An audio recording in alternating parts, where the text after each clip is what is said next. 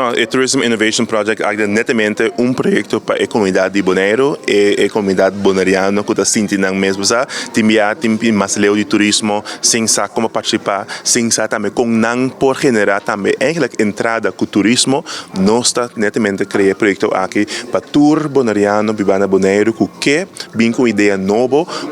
negócio novo, conceito novo, que não quer apresentar e também para promocionar Bonaire, mas também para a experiência de Bonaire ressaltar para cada visitante.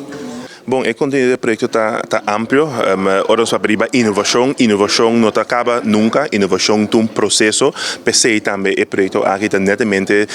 chamada que tem também de visitantes não que bisa por exemplo, me que sim a pisca, me que sim a cozinhar fungi, me que sim a também compra by por exemplo com cabrito, me que sabe por exemplo, ora me bini Bonaire, que tem coisa tradicional que nós mesmo hasi. Nós saco por exemplo, pouco tempo passado nós celebrar São João, como tem por exemplo bula candela. Que outra coisa aqui bota mira timbia porta experiência para visitante também com não também porque quizás também está willing para pagar para não por aí experiência autêntica sim mais educar e informar e tudo isso aqui netamente também projeto aqui para pé com nós para criar inovação baseada em nossas normas e valores e nossa cultura e o que nós está bom dentro não lá nós vamos pretender estar país melhor qualquer país no mundo pingo coisa melhor Dubai não vamos fazer coisa que está marana nós como